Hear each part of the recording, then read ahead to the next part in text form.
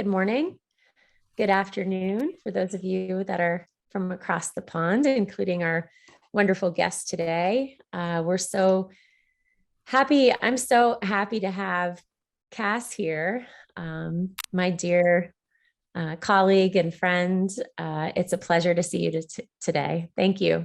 Thank you for inviting me. It is lovely to be here. Thank you. I'd like to introduce you. Why don't we start out there and then we'll get into our talk. And hello, everyone. For those of you that are joining for the first time, I'm Jennifer Ciarimboli, and I'm the founder and CEO of Studio B. And welcome to our webinar series, Meet Your Center, where we explore topics that provoke the expansion of innate human capacities, both personally and professionally. And today we are honored and humbled to welcome to our program Cass Fairweather. Cass supervises on the Mind Institute's professional training and is an honorary psychotherapist within the National Health Services in the UK, or the NHS. She currently works in the community secondary mental health setting, working with adults, couples, and groups, and is trained to be a Hoffman Process facilitator. Cassandra specializes in working with stress-related physical and emotional issues, including body image and self-esteem issues, depression, anxiety, complex early trauma, interpersonal difficulties, and disordered eating. Her main interest lies in bridging her work as a psychotherapist with mindfulness and yoga therapy practices to alleviate internal suffering and help bring individual minds, emotions, bodies, and heart back into balance so that people can once again, or perhaps for the first time, feel connected and grounded. Cass, welcome. It really is an honor. I'm so thrilled. And I can't wait to dig into this conversation.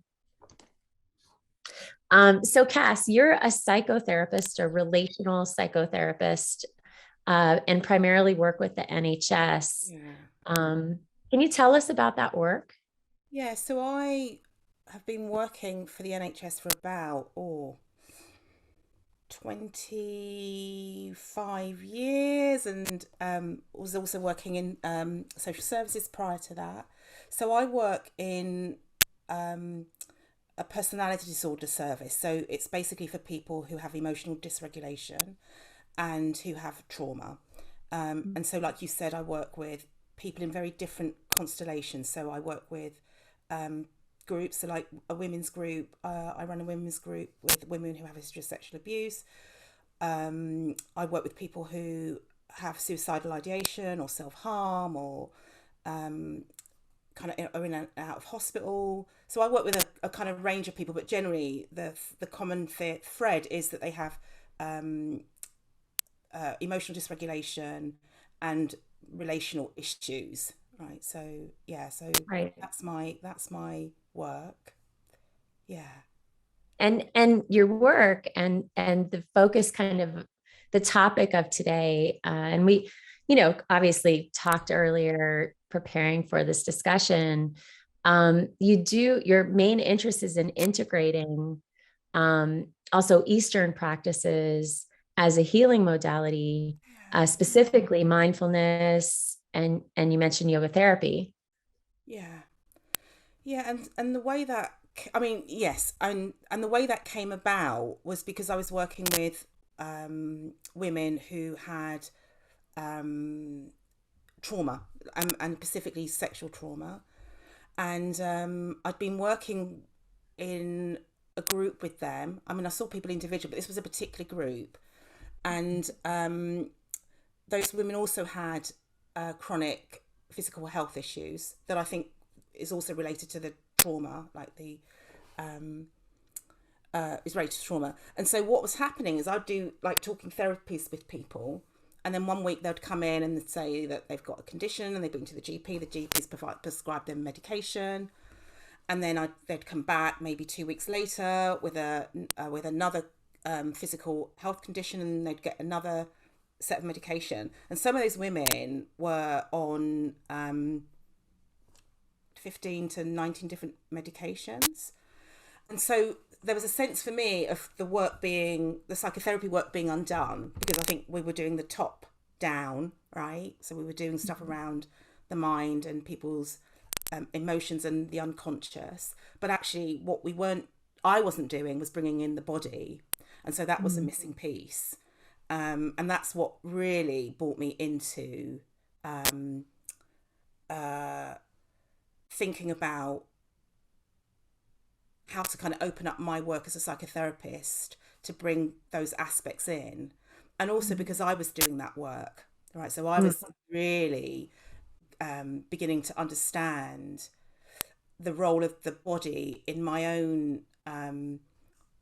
emotional well-being, and how I kind of show up for myself and in my relationships with my children and friendships. And so once I got that piece and I really understood that, then I got a sense of what was missing for these women as well. You know, because the trauma is involved in the body. The body's involved in trauma, right? It's not just the mind, it's the body that gets attacked.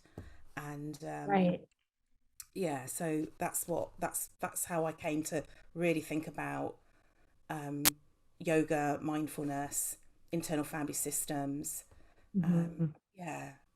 Of course. And there's so much here to unpack, right? And I think I just want to name that it's Mental Health Awareness Month here in the United States, and it's Mental Health Awareness Week in the UK. And we're in the midst of, and you know, arguably, I think there's a lot of opinions here, but we're in the midst of a mental health crisis in the United States, and of course the world. There's a lot of suffering, and so mental health has been really spotlighted. The light of awareness has really been shining down on a crisis, but in my opinion, even pre-pandemic, we were not in a good place. People in 2020 and 2019, pre-pandemic, there was a mental health crisis brewing, and present. And there's obviously a lot of stigma also around support for mental health struggles, emotional well-being, emotional health. And there's some shifts going on there, but you have been doing this work now. And I think maybe we start there. Like, so for you, integrating this idea of integration, this idea of intersectionality, was present and embodied for you. And so when did that start, and how did it start? How were you introduced? Like, what came first, right? I'm curious. That's a lovely question. Well, I've been thinking a bit about this. So for me, what came first was psychotherapy. And I started as a client in psychotherapy when I was like 20. And it had to come first because I was struggling and I was kind of barely making it through the day. I had trauma, I had an eating disorder, and I was thinking about this because the language that I understood then was hatred, disgust, anger, messiness, right? So that was the language that I that was with me kind of every single day. And I think that what psychotherapy offered me at the time was how to be with what is unbearable. So it met the kind of the hatred, the disgust, the anger. Like, it really met that and gave me a sense of how to be with it and without kind of pushing it away. You know, because I did dabble in things like yoga and mindfulness, and I suppose because of my culture and my history, those things at the time were like, I couldn't make sense of the compassion piece, right? When I went to a yoga class, it felt like an exercise class as opposed to something that was going to fundamentally make a difference to how I saw myself and how I was with other people. So yoga had psychotherapy had to be the first thing because I couldn't be with Right. people. I just got I couldn't chills. trust I I like couldn't trust people. yeah, my body's really responding to that. Yeah, Um, yeah, yeah, yeah. And so yoga and mindfulness came later. I mean, it was always there. Like I was drawn to it, but I couldn't stay with it. Um, right. and the irony is the way I really got into it is I had bunions and I had operation on both of my feet, and then I found a yoga teacher who Yeah. who really helped me to understand not just that and how to begin to move again, but how to Mhm. really um what is it, like, really kind of think about and make sense of this body. And maybe that was also it, like back in my 20s I couldn't be in this body. I was always running away from it in different ways. But then when I found this teacher, she could help me stay embodied long enough to make sense of what um, yoga tries to teach people and mindfulness tries to teach people or convey. So that's the way I came in, like through psychotherapy and the relational field, and then Mhm. out the compassion and the heart centeredness and the capacity to stay with the dissonance came later. Right. Yeah, so that Which was is not easy, which is not easy. easy. Wasn't. My nervous system was always firing, right? So I was always either fighting, either internally or externally, or running and hiding. So I was constantly in that nervous system reactivity, like constantly, and I wasn't staying long enough to really. I couldn't stay long enough to be with it, because it literally felt unbearable. Unbearable. Yeah, that word is so potent to me. And like reflecting back, because I don't think our journeys are that dissimilar, Yeah, no. And so I think the word unbearable has a lot of charge for me. yeah, And I'm sure a lot of people in our audience can relate to that word, and feelings surface quickly. And so I maybe we could pause there for a moment, because the word embodied, yeah, i think I think could be a difficult word for people to really understand, yes, um, especially when we're unpacking, mental health struggles and emotional well-being, and uh, can you dig into that for us? Could you talk about, because you've mentioned a few times the body, the body keeps the score is a famous book here that we talk about. Yeah, could you just dig into that and give us a sense what it for means to be some, embodied. right, and how that's connected to emotional well-being, mental well-being, our Yeah. mental health? Well, and that's a big question. So in my mind, I'm drawn to two places. I think one is the personal aspect of that for me, and then the kind of where the work is for people. I think for us as people. Okay. So I think I think um, one of the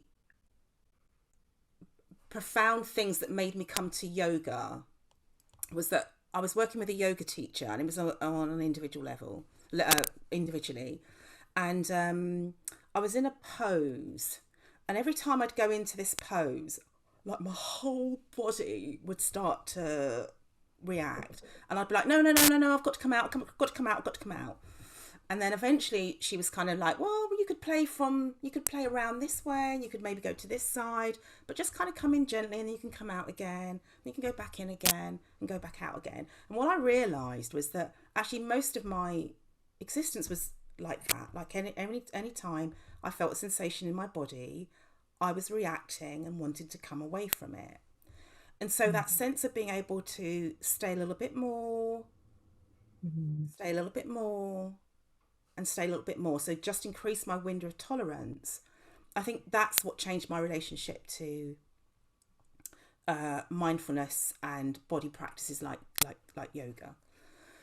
And so I think there's a kind of parallel process, like with clients, that that these kind of sensations and feeling tones, Mm-hmm. right, is what I as a psychotherapist am helping people to get more and more comfortable with, to be able to Mm-hmm. stay a little bit more.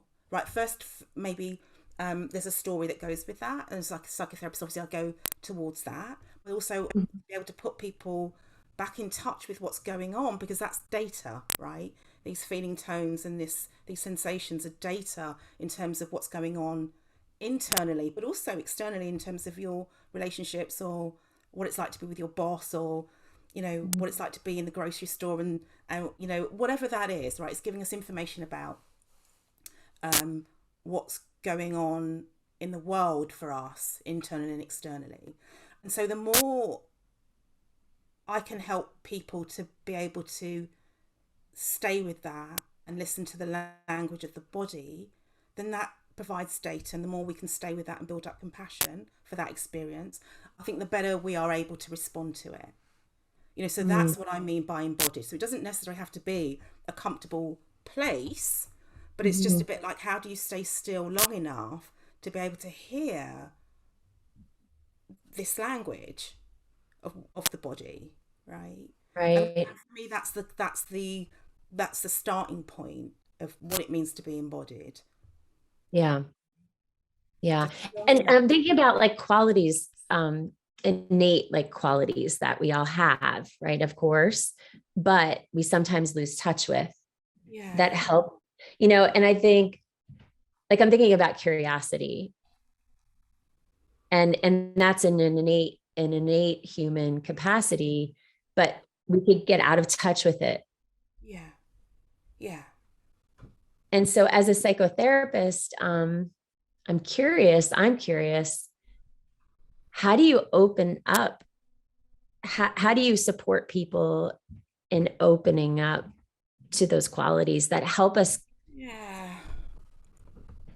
Gosh, that's a lovely question, by the way. And I'm just like, my mind's kind of thinking about that. And I suppose it's like, how do I help people to open up to that, to be interested and curious? I think firstly, the fact that they're even sitting with me means that Yeah. there's enough desire to want something to be different, to not be in this struggle or in this pain, right? So people are coming because they don't want to feel unhappy. They don't want to feel like the anxiety in the mind, right? So I think there's something about so the word that comes is like safely, and so sorry. Sorry, that was me. So I suppose it's just getting people to just to begin to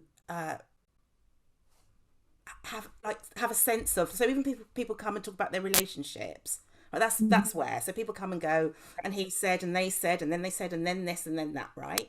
And so Right. curiosity would be like, what do you think? What was going on for you when you were in this um, relationship, or when you felt this? How did that show up in the body? Where did you feel it in the body? What do you think was in somebody else's mind, right, when they said that to you? And so the curiosity slightly comes naturally. It comes naturally when people feel safe, Safe. right? When people feel that there's no judgments coming. And when I'm curious, right? So when I go, that's really interesting.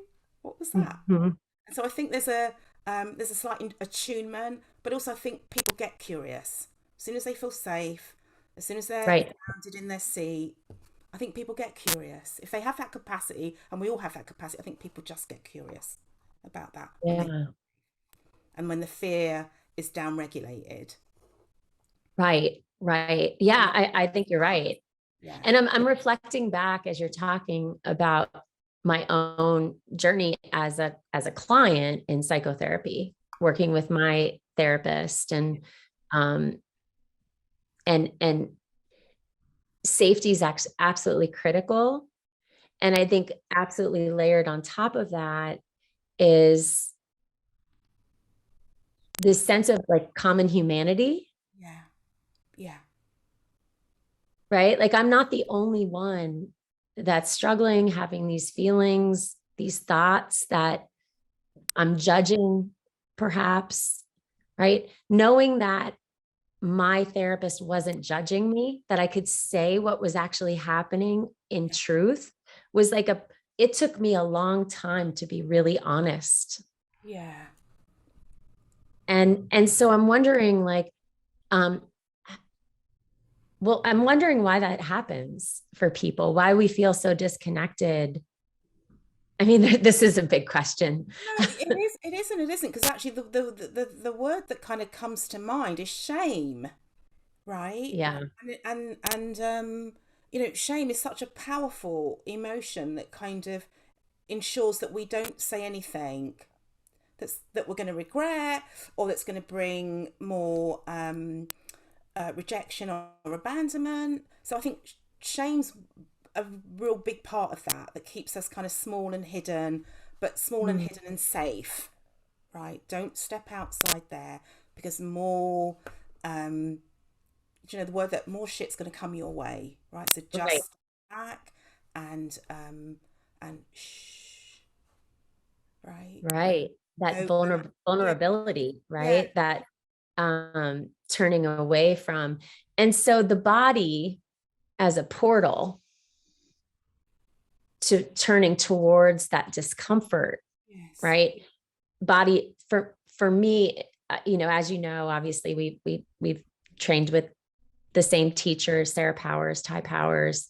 Um, and for me, that's why yin yoga specifically was such an incredible modality, such an incredible tool that opened me up into the deeper contemplative work, right? Because just working with sensation is where I started. For me, the yoga practice, and I related when you said this so strongly, it was just a physical experience for me for yes, years, because I was so shut down emotionally.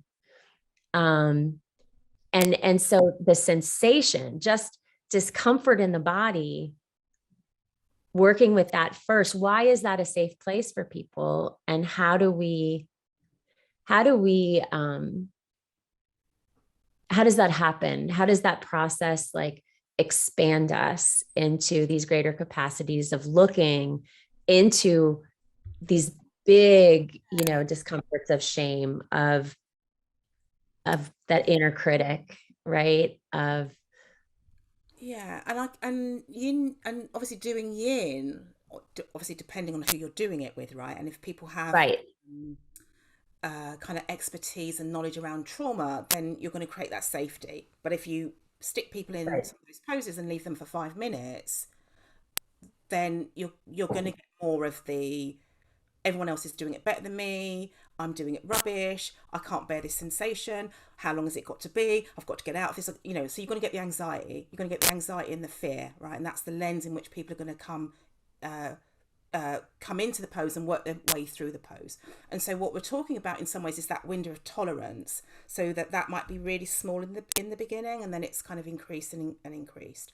And it, with something like yin, it will be very much about the skill of the yoga teacher or the yoga therapist. So if you're beginning that journey, you want someone to be doing a lot of talking, right? right, and and speaking almost to your parts as they rise up, right? So as you come in and you're trying to find that place of arriving, your teacher's already talking about arriving, so you're like, oh, okay, all right, someone can see, somebody knows, right? And then it's a bit like you find your edge. Okay, the teacher's talking about the edge, and it could be this and it could be that, and you might feel this, and so they're talking, right, as you're experiencing. They might not know exactly what you're experiencing, but they're allowing for different experiences to be in the room, which means your experience can be there. And so your window of tolerance, kind of, you get to the edge of the tolerance, but because your teacher's talking about the thing that you're feeling, it means that you can kind of come in a bit, right? And then you move to the edge again, and she talks about, or he talks about that. And so there's a kind of ebbing and flowing of air, right? And so each time you've got a teacher that is naming and speaking to what internally might be the experience of the people in this room, it gives us permission to be here. And if we've got permission to be here, we've got permission to be with the shame or the discomfort or the stretch or the anxiety, right? There's not an expectation that to be in this pose, this is the way you have to be. Right. Because when you've got that, this is the way it's got to be, then of course there's the comparison and the fixing. And when you've got those things, then there's more room for shame to come in, right? And Right. Right. dominate the pose or Right. the No, experience. that's absolutely true. And I keep thinking, well, while you're describing a yin yoga class, which obviously is profound, and what you're speaking of, it is we're pointing to the common humanity again. Yeah. Yes. Right. Because Right. yeah, and part of that I think is because uh, when we think about kind of self, right? It's it's I, we, you, and it's always like we're in relationship to other people, even if someone's not there, right? We're in relationship to other people, so there's always going to be a sense of comparing, judging, um, yeah. So and the more I think there's a sense of being given permission to have your own experience as it is in this moment, Mm-hmm. then people have a sense of, oh, this is okay, right? So I'm feeling Right. this, and I'm feeling this in this moment. It might not be that I feel this in the next moment or the next moment, but right now this is what I feel, and it's okay. Because Right. And when we do that, when we spotlight, when we yeah, acknowledge, yeah, right, yeah, we recognize that something's surfacing or something's here, something might be present, whether it's discomfort in the body, the heart, or the mind. yeah, That recognition, of course, I'm thinking about rain, and then the acknowledgement yeah, is really so. Just the other day, and so what's really important, because not everyone has access, of course, to a great teacher, right? A yoga class, a therapist, yes, um, resources. Accessibility is a problem. yeah, no, absolutely, absolutely. And I did I worked with a group of women who all had sexual abuse and loved the yoga, like really uh found that kind of helpful to work with their own symptoms, pain, but also it was a tool to help people to talk. So what I do is I'd have a bit of kind of mindful movement, yoga, bit of breath practice, and then people would go into talking therapies, right?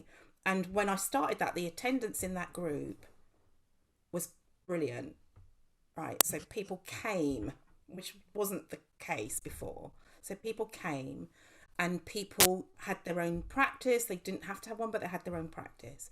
And people were really engaged in yoga in its kind of fullest expression, right? But then when people left that group, there was nothing for them because they still couldn't go to a yoga Right. class. And they were on benefits, right? So they were on, I don't know what you call it in the States, but they were on government benefits, right? So Right. like £10 for a class was a lot of money. Right. People didn't have the necessarily have the confidence. So then to keep your own practice up is really tough. I think you need sangha, and you need your practice needs feeding. But these women couldn't do that. Right. Yeah. So there is. I think it is hard to access yoga in the community, and yoga that is going to support people's mental and physical health, particularly if they Right. have chronic mental health or physical health issues. I think it's really tricky and sad that that's not for people to It, access it. it, it's very, very sad, and it's unfair. Yeah, Yeah. yeah, yeah, Yeah, which is actually like you know, was really the main catalyst for Studio B launching really is accessibility, making expert resources like you, like many of the teachers that are present here today and on the platform, getting people access to practices, methods, teachers, techniques, for self-care, for support. And so this word, right? Has a Yes. lot of charge too, right? Because self-care is really a word of privilege, right? And it's essential to our well-being. Yeah. Yeah. Mm.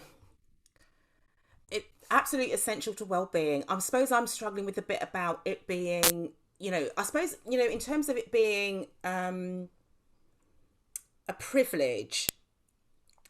And absolutely yes, and at the same, because people can't just get up and go to a yoga class or Right. for a swim or something, and yet self-care is at the I think is at the root of people's capacity to be well on a consistent day-to-day basis, right? Yeah. um and I guess, for me as a psychotherapist and a yoga teacher, it's if I strip down what it is that I do, it's that piece. It's about how to really, or it's two strands. It's about how to really show up for yourself, right? But it's also Yep. how to begin to shift your notion of self caring, right? So often our ideas about self care are based on the care we received as children, right? So how people care for us is how we then begin to care for ourselves if we don't have the awareness of what it is that we need and how to respond to ourselves. So I think there's Right. that, right? I think there's that.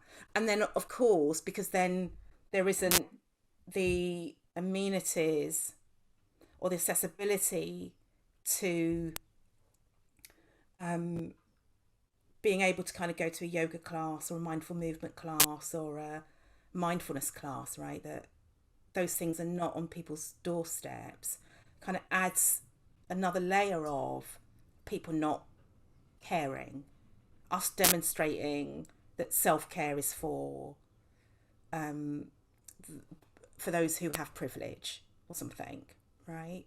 Right.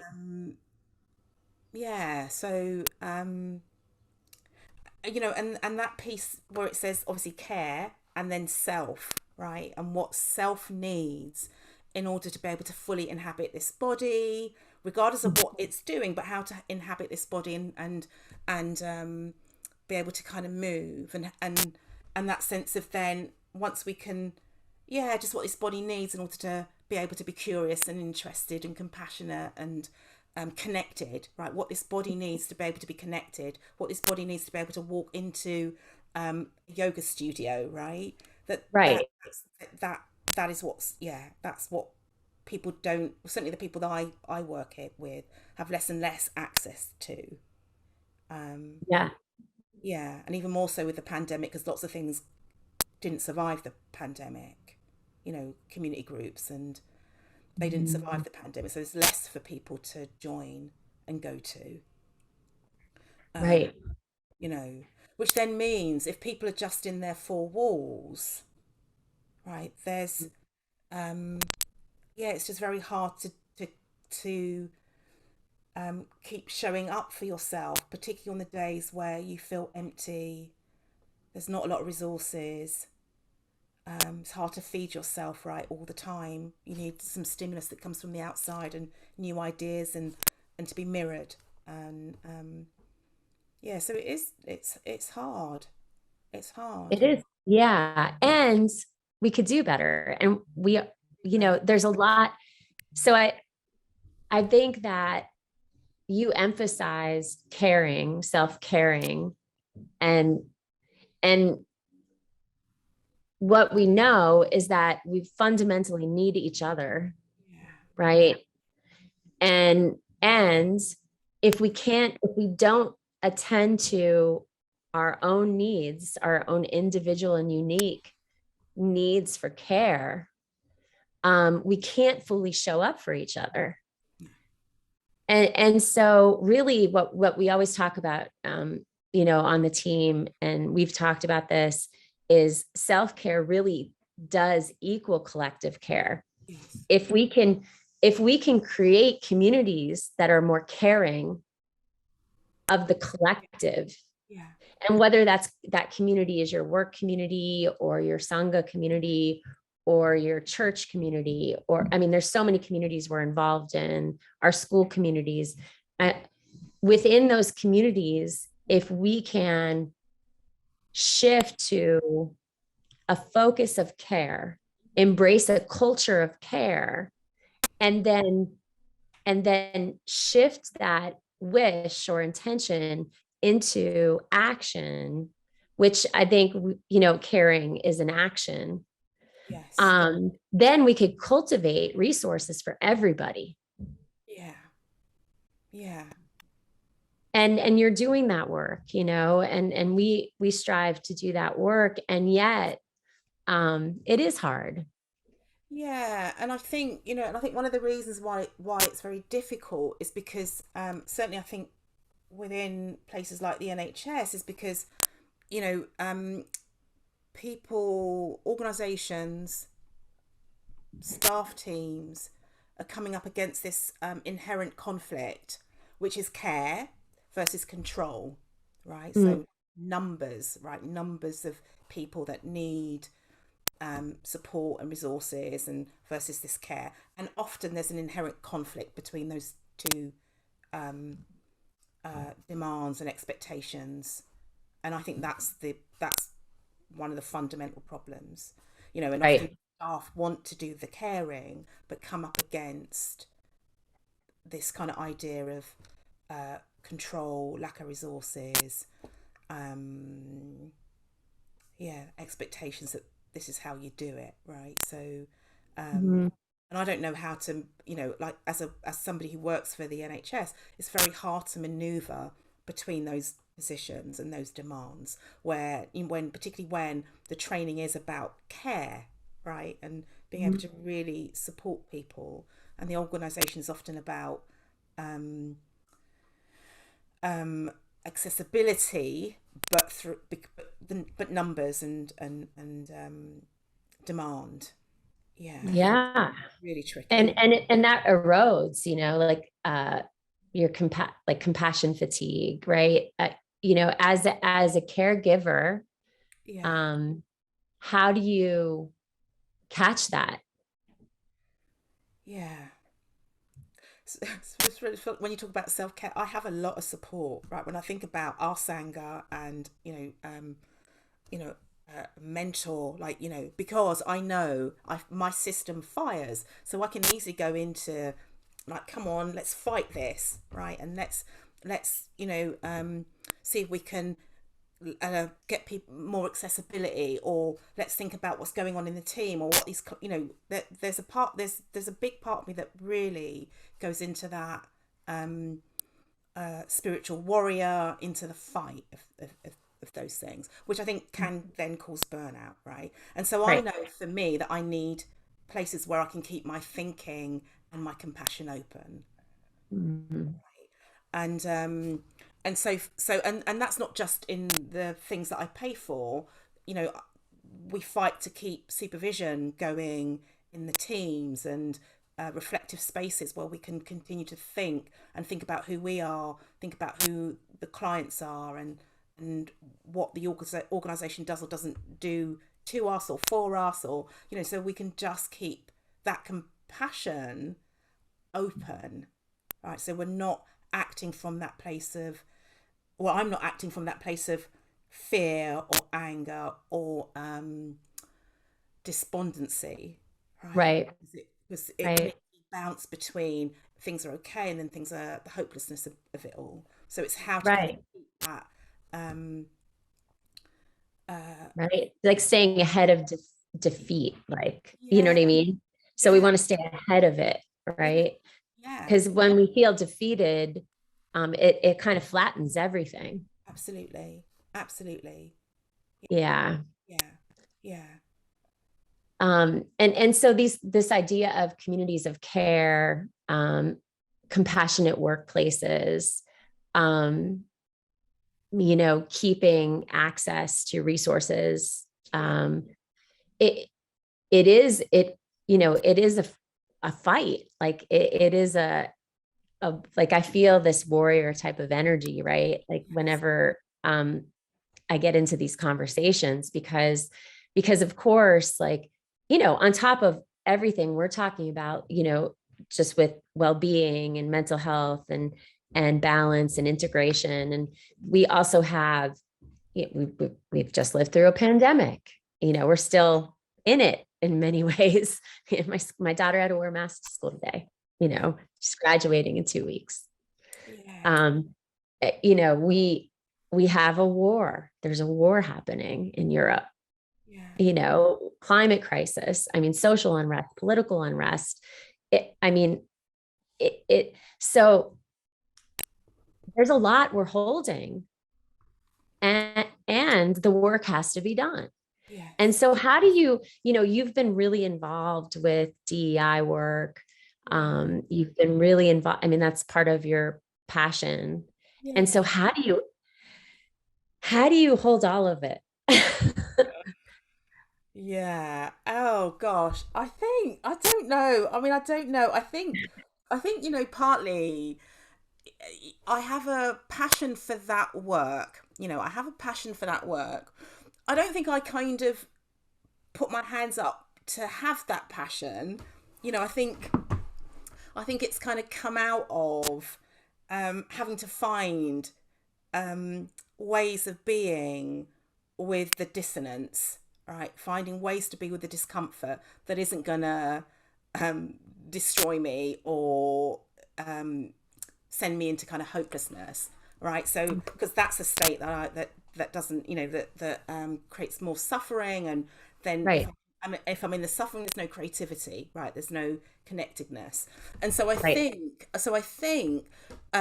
the stuff around, the kind of the work around um, diversity and inclusion and equality, I think part of that's come out of obviously being a black woman, right? And being open to lots of projections and racism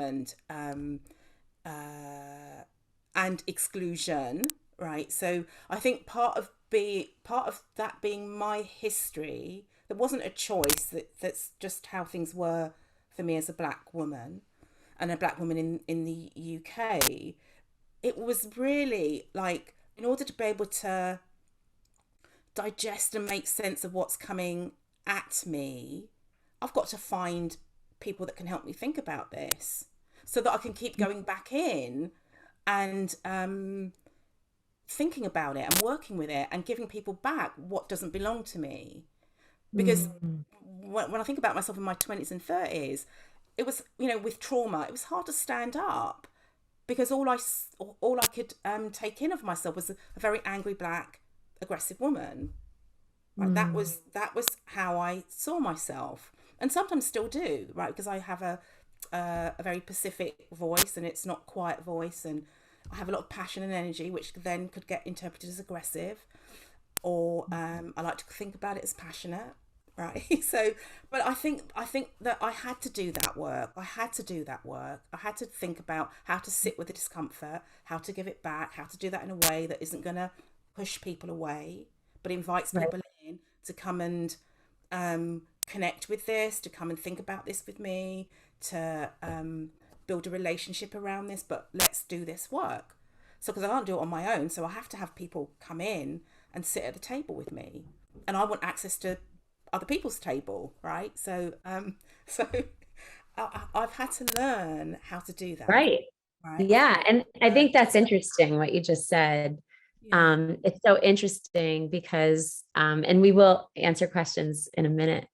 Um, I want to invite people into my table, yeah, and I deserve a seat at the table. yeah, And, you know, yeah, that is so, Yeah. And I think each of us could relate in different ways, of course, um, especially women, we could all relate to not be invited to the table and then saying open to come to my table. Yes. Yeah. That's compassion. Yeah. Yeah. Yeah. Like, come in, let's talk about it. Yeah. Yeah. That's learning. That's along the way, though, right? Right.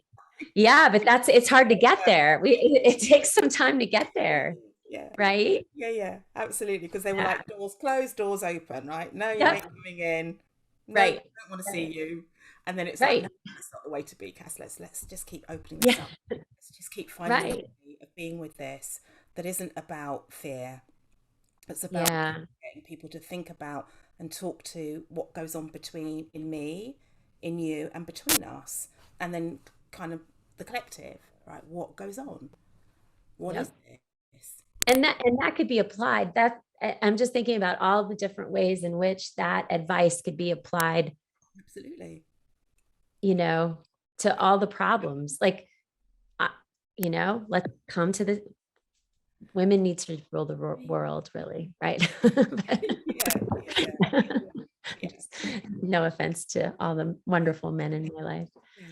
Um, Yeah, but there is, like, race becomes the vehicle in which to or whatever um piece we're talking about, to separate us, right? yeah, To shut down that communication and that connectedness. And the invitation to come to the table is about, let's not do that. Let's just begin to think about what it is that you bring, how you mhm, impact me, how I impact you, and that's the conversation. That's the only conversation I'm interested in. right. Right. So Yeah, me too. yeah. Yeah, like I don't want to have small talk Oh, anymore. bullshit. I don't want to do that stuff. No, no, like there's a lot going on and I want to talk about it. Like Yeah. I want to dig in and I want to learn Yeah. What's my and part? What's under, your part? Absolutely. yeah, Absolutely. yeah. Yeah. Um, hmm. Yeah. So I'm just being conscious of time because this has been a really good talk and we have about 10 minutes and we talked about a short practice before we take some questions. Yeah. So I'm just wondering what if you would lead us through a short practice before we take questions. We just do a breathing space, and then, because I can see that there's somebody's got a question in there, so we'll do a like just a 3-minute breathing space or something, Yeah, right? All that'd right. be great. All right.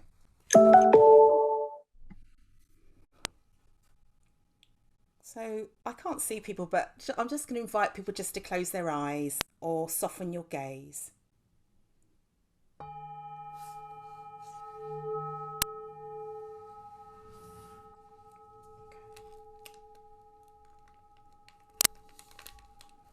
Just taking a moment to arrive.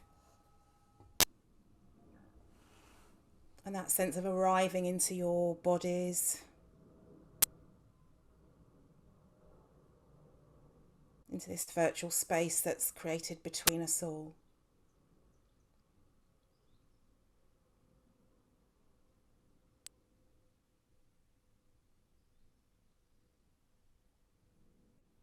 And just softly listening to whatever's going on this in this internal space, right? So you can just drop a question in, how am I? And not rushing to answer it or come out with an outcome, but just gently letting that question percolate through your system. How am I? How am I doing?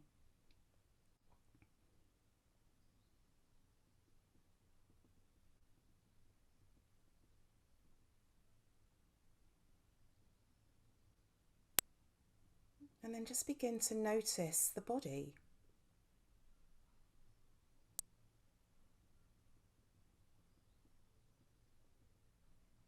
Just noticing how the body is.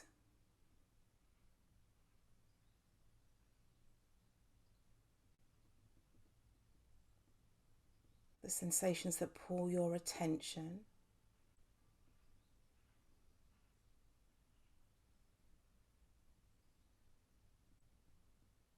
But also sensation that might be in the shadow of your awareness.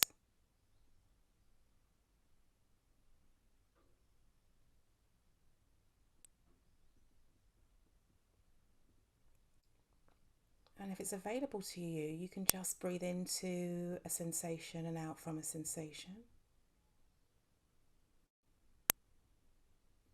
Just moving your attention around the body and noticing what's here. What's here?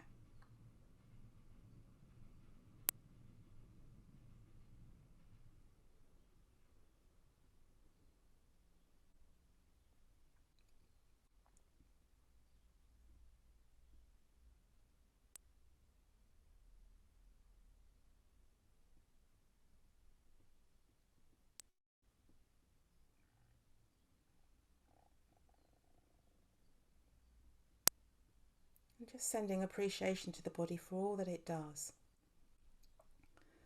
Getting you from A to B, helping you to navigate this human life.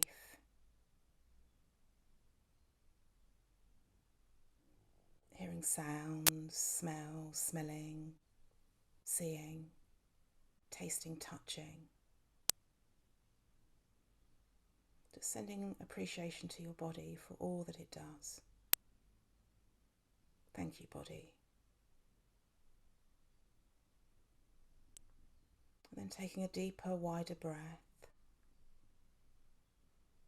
Just bringing your attention to the mind, the intellect.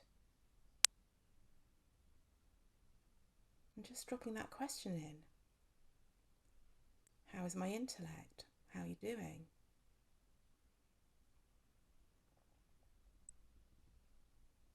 Maybe having a sense of the thoughts that preoccupy you now.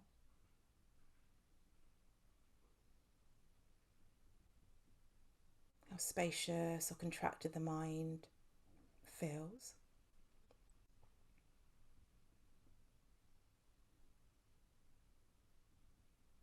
And then just breathing into it and out from it.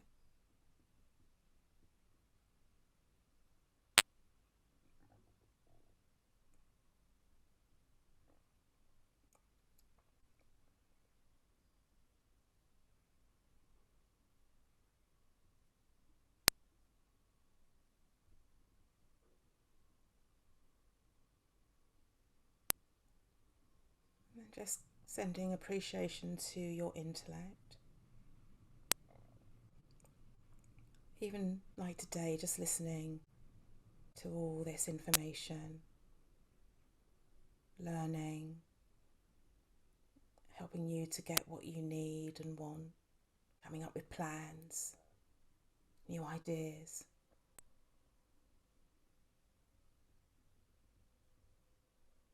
Helping you to discern what's right, what's wrong, what you need.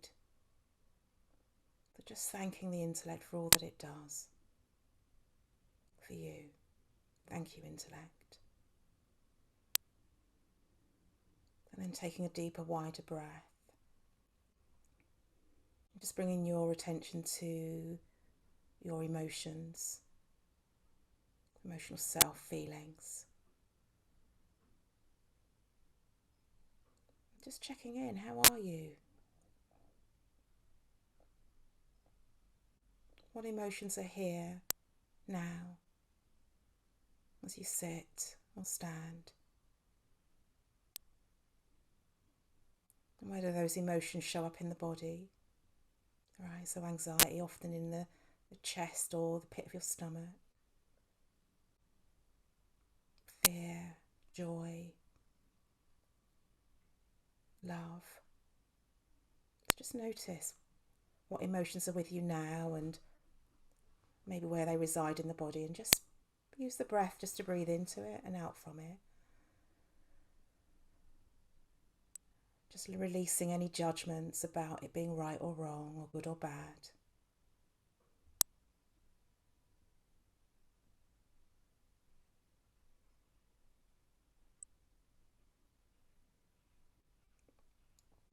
And just thanking and sending appreciation to your emotions, right? Just that sense of the whole array of emotions that we carry, that we experience,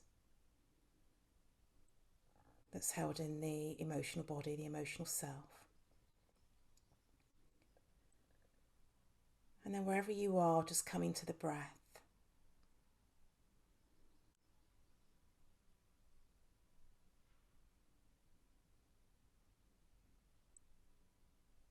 Just feeling the breath, however it is moving or journeying through your lungs or through the body.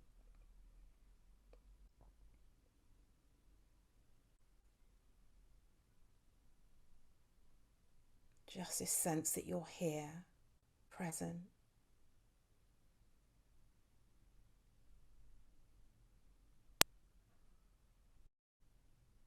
And in this moment, there is nothing to fix.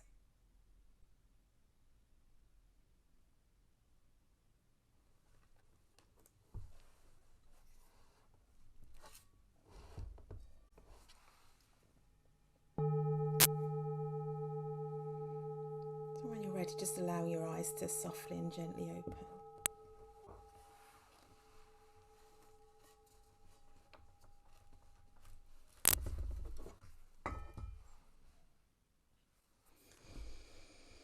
That was so nice. Thank you. So we do have a question, and I'd like to welcome a few more questions. We may go just a few minutes over, if that's okay. If you can't stay, we understand, of course. This question is from Mary Rothfuss. Do you utilize certain practices when you do this work? Yeah, thanks, Mary. I trained in terms of my yogic work and mindfulness work. I trained at the Minded Institute, and I train with Sarah Powles and Ty Powell. So I definitely use particular practices to work with trauma and to help people arrive safely in their bodies. And so there's quite a lot of work written about body practice that are designed for people with trauma, so that people aren't being triggered. So I do. And Mary, I don't know if you want me to say particular things. Yeah, actually, I was curious as leading into that as well as what you do for practices with your diversity work as well. If you're setting up, how you're setting that up with community guidelines or through different practices throughout your experience with that. Yeah, well, I suppose I weave in terms of kind of working with diversity, right? So and particularly racism, and so I I've been kind of doing the work for a long time, right? So I use some of the trauma practices, but also so if I do something around diversity, and if I do a day around diversity, my intention would be to build some safety, right? So that might just be around just getting people to arrive into their own bodies, but it's not safety in terms of diluting things. It's the safety is in what do you notice? What do you notice about your experience now? Where is the fear, the anxiety, the shame? Let's bring them all in, right? It's a bit like at the table. We don't want any of them to go out. We want them all to come in, right? And so that we can have conversations with them. And so I do quite a bit of internal family systems. So that's really good with that. Even meditation practices, like as long as the meditation practices and the practices are welcoming of that. And there is a, I remember doing a workshop recently, and we were inviting in racist parts. We put people in to particular position and particular yin positions, which meant there was some agitation in the body, right? So we welcomed in the racist parts, right? Or parts that held internalized racism or something, right? But the thing is, as practitioners, if we welcome those parts in, we've also got to be able to tolerate them, right? We can't welcome them in and go, actually, don't like you, get out, right? So it's about how to have conversations with them. So using breath practices to just settle the nervous system, yin poses, IFS work, um, group work, so that we then have a sense of, at the end, people coming together and being able to talk about, I like it, I don't like it. How can we have a conversation with those feeling tones, right? I'm not sure if that answers your question, Mary. No, yeah, it greatly helps. It's interesting because I'm thinking if people are doing this work, sometimes it's because it's mandated by their job, let's say. And I'm Yes. wondering the willingness there, or if you would set it up differently then. So I would start with welcoming in resistance, right? Mhm. Let's have the resistance parts come in. Don't want to be here? That's okay, right? Because you don't have to like it. But we can welcome those parts in that hold the, I don't want to be here. They made me calm. Because that's okay. Like as long as we know what's in the room, right? Because then we can invite them in. Okay. So Yeah. that's what I would do. Like just keep shining the light on the shadow places. And so if you know that that's already in the room, then we begin to name it as being in the room. Yeah. And then how do we start from that premise, as opposed to, cheerleading everybody into, these lovely spaces? Now we start with the shadow staff and we welcome those parts in. Yeah. Yeah. Thank you. Appreciate it. Welcome, Mary. Okay, we have another good question from Jessica Zambri. And Jessica asks, what is your experience when you create a space of inclusivity that does not relay as us and them, but rather we? And for example, my happiness depends on yours, vice versa. So run the question by me one more time, Jen. And Jess, I might ask you for some clarification too, if you want to add. Okay. What is your experience like when you create a space of inclusivity that does not relay as us and them, but rather we? Yeah. And so so the question is, like, how do I do that? Yeah, and I think that you answered, and perhaps it was Mary when she just started to unpack her question a little more. I was realizing I think I had the same question. Yeah. And I think just to name that, because the word inclusivity for me feels like such a buzzword, and Yes. for good reason, but I also feel like it can imply that, or just heighten exclusion, which is true. And like exclusionary things are happening in the culture, individual, collective spaces. But how is it that, and I think I'm hearing you say the word welcome, like whether that's welcoming resistance. And so, yeah, I think you Yeah. may have just answered Mary's, but I do have one more thing to put on it though, Jessica, if that's yeah. all right. I think that because I think, like, when we talk about things like inclusion, right? Obviously, inherent is the exclusion, but it's like we want to make things the same, and that's not inclusion, right? Right. It's Yes. about diversity, right? We are different. We show up differently, and then how can we be together in our unique or collective, diverse positionings, right? That's the I was gonna say the aim, but that's the skill, is how to tolerate someone else, right? Yeah, and then how to do that kind of globally and collectively. Mm-hmm. So Yeah. that we're not othering someone, right? That there is room for people to be here. So that's so yeah. So I welcome when people go, nah, I don't like that. I want to be here. Great. I'm like, great. Let's talk to that. Mm-hmm. Let's talk. Let's Yeah. give space to that. Yeah. And then that's, I think, where we find inclusivity, because actually all those, like, we're doing that for ourselves, right? We're trying to give ourselves space to be with our whole experience, right? Mhm. And I think that's what's kind of, I don't know what the word is, but that's the practice. That's the practice that we're moving, directing out, right? Directing out and directing in. So I don't think they're different. So thank you, Jessica. Thank you. Thank you. Okay, we have another question, and this might be a good last question here. And I just want to say that there's a lot of gratitude coming through as well from the viewers. This is from D. I'm not sure what DE stands for, so I'm just going to say D Santiago. And they ask, can we relate our eating with yoga? Do you have any tips on eating in yoga?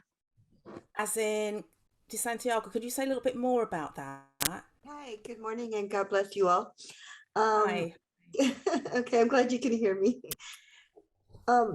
I just, with meditation and yoga, I know that food affects our emotion and what we put in our mouths. Do you have any tips on how we can use food just to fuel our body and stop making it an emotional eating? Or what we think in our mind, sometimes we think that we need it, but we really don't need it. Yeah. I so appreciate the question, as somebody who's always struggled with food and body. That would be me. Like, oh my goodness. It's Nilda, by the way. A long journey, right? It's a long, long journey. And so I guess, in some ways, for me, food was a thing, not food, but disordered eating was what brings me into doing more work. So when that really heightens, that's what brings me in. And I think the practice is around that, right? So the first of all is the practice of compassion, right? Okay. And self-caring.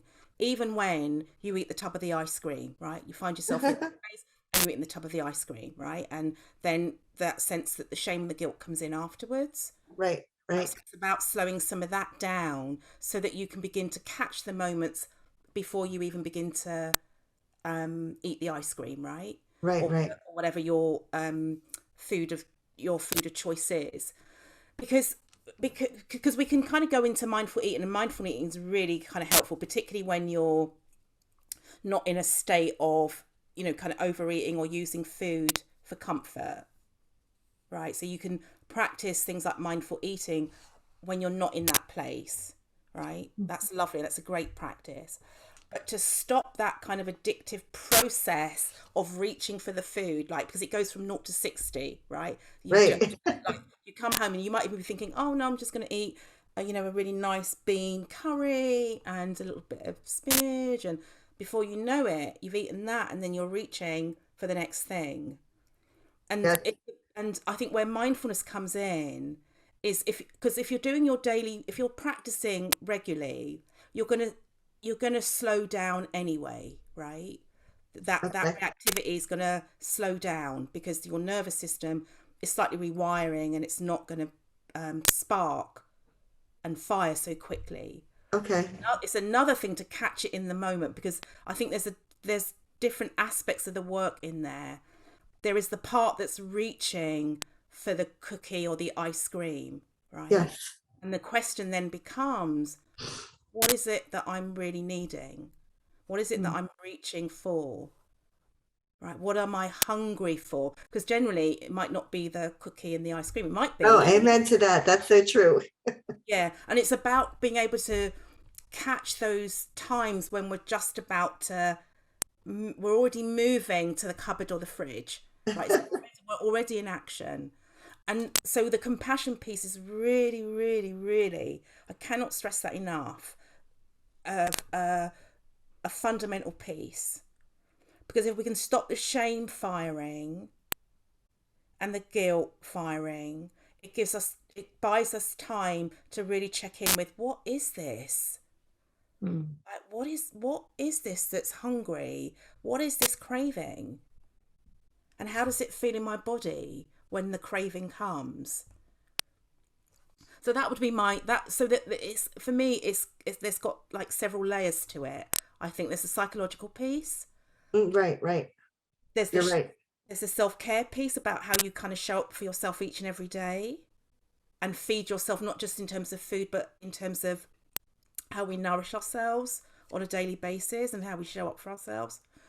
And then there's the practicing kind of to catch yourself. And if you can't do that, how do you seek help? Right. I try to replace it with water or something sweet in the water, but something that's nutrition, like a nutritional drink. That's not, that's going to help me. It might help in the moment, right? It might help in the moment just to kind of soothe the craving for something sweet, right? So it's right. You want this, but I'm going to give you this instead, right? Right. Substitute, but it might help. But maybe the backdrop of that is if those addictive processes fire really quickly, right? It moves quickly, and so therefore to catch it, you might need to access some support around it. Okay. I certainly did, and there's much more space in me when I'm reaching. It doesn't mean I might not go, fuck it, I'm going to have it anyway. But I can slow it down. I can slow it down. But there were parts of me that were very hungry, right? Right. And something that wasn't food. Right. Craving, but it wasn't really food. Even though the food is very nice, but it wasn't. You're right. Absolutely. I agree with you 100%. It wasn't what it was reaching for. Is that all right? Absolutely. Thank you. You guys have been amazing. You guys are a blessing. Thank you very much. Yeah. Thank you for being, I think we have to have, Cass, I'm inviting you back at this moment I think we should have a talk about mindful eating and disordered eating. Yeah. I mean, it's such a topic that comes in, right? And so many people need support here. So I would love to do that. I would love to have that conversation with you soon. Absolutely. Yeah. Great. Thank you. Yeah. This was great. Yes. Thank you so much. Thank you. Thank you all of you for being here with us today. Cass, this was just lovely spending time with you. I just adore you. Thank you. I'm like, thank you for asking. She should be a regular. You should be a regular. Come back. Yes. We need you. We need you. We do. We need you. Yes. We're in discussions for that. So, right. Cass, thank you. My Sangha sister. Thank you. All right. Everyone have a good day. Yeah. Have a good day, everybody. Bye-bye. Thank you. Bye, everyone. Bye-bye.